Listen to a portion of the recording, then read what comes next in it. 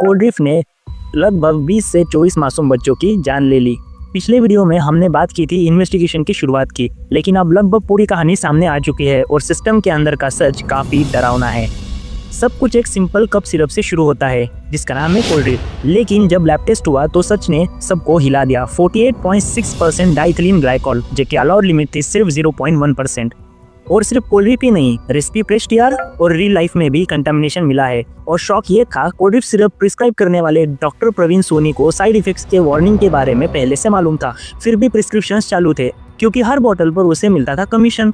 पिछले वीडियो में हमने डीईजी के डेंजर को समझा था और आज भी ये कहना जरूरी है, डीईजी कोई नॉर्मल केमिकल नहीं है, ये एक इंडस्ट्रियल सॉल्वेंट है। अगर छोटे बच्चों के शरीर में ये चला जाए तो किडनी फेलियर, ब्रेन डैमेज और मौत तक हो सकती है। और ये मैं नहीं कह रहा हूँ, एक्सपर्ट्स और मीडिया रिपोर्ट्स यही बता रहे हैं। तमिलनाडु सरकार ने श्रेयसन फार्मास्यूटिकल्स का लाइसेंस कैंसिल किया, यूनिट बंद किए और वेयर हाउसेस सील कर दिए। ईडी ने रेड की और पुलिस ने कंपनी के मालिक, स्टॉकिस्ट, फार्मासिस्ट और डॉक्टर सोनी को अरेस्ट किया। फैक्ट्री में 300 से ज्यादा वायलेशंस मिले हैं। इंडिया में जब दवाई का बैच रेडी होता है तो उसका हर बैच का government lab pre release test अभी तक यूनिफॉर्मली मैंडेटरी नहीं होता।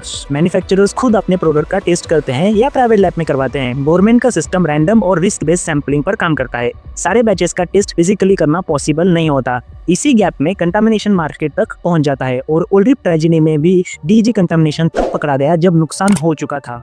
अगर हर बैच का strict pre market government testing होता तो कंटामिनेशन पहले ही पकड़ा जा सकता था और हो सकता है कि ये ट्रेजेडी रोकी जा सकती थी। सिस्टम में लूप होल इतना बड़ा है कि जब तक बच्चों की जान नहीं गई, कंटामिनेशन पकड़ा ही नहीं गया। WHO ने ग्लोबल हजार्ड अलर्ट इशू किया क्योंकि डीजी का लेवल एक्सेप्टेबल लिमिट से 500 गुना ज्यादा था। CDSO ने WHO को इन्फॉर्म किया कि सिरप एक्सपोर्ट नहीं हुआ, लेकिन WHO ने अनरेगुलेटेड स्प्रेड का रिस्क फ्लैग किया है।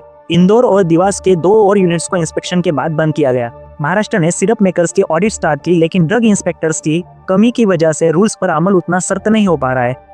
और ये पहली बार नहीं है। 2022 में गाम्बिया में 60 से ज्यादा बच्चों की मौत हुई इंडियन सिरप की वजह से। उज्बेकिस्तान में भी ऐसा ही केस हुआ था, लेकिन तब भी पनिशमेंट शायद सॉफ्ट थी, इसलिए कंपनीज को शायद डर ही नहीं लगता। लेकिन इस बार ट्रेजेडी के बाद कुछ नए कदम उठाए गए हैं। डीजी के लिए फाइनल प्रोडक्ट टेस्टिंग मैंडेटरी बनाई गई है। CDSCO ने स्टेट्स को स्ट्रिक्ट क्वालिटी डायरेक्टिव्स दिए हैं। MP ने हर बैच में डीजी टेस्टिंग पर्पस की है। केरला ने 12 साल से कम बच्चों के लिए बिना प्रिस्क्रिप्शन कप सिरप बेचने पर बैन लगाया है और महाराष्ट्र ने कोल्ड ड्रिफ्ट को पूरे स्टेट में बैन किया। पर असली टेस्ट अब होगा इम्प्लीमेंटेशन का। ये ट्रेजेडी सिर्फ एक कंपनी का फॉल्ट नहीं है, ये डॉक्टर, एक कंपनी और एक कमजोर सिस्टम सबका मिला जुला नतीजा है। और अगर अब भी सिस्टम नहीं बदला तो अगला बच्चा कोई भी हो सकता है। मिलते हैं अगली वीडियो में। अपना ख्याल रखिए, अपने बच्चों का ख्याल रखिए। Good bye.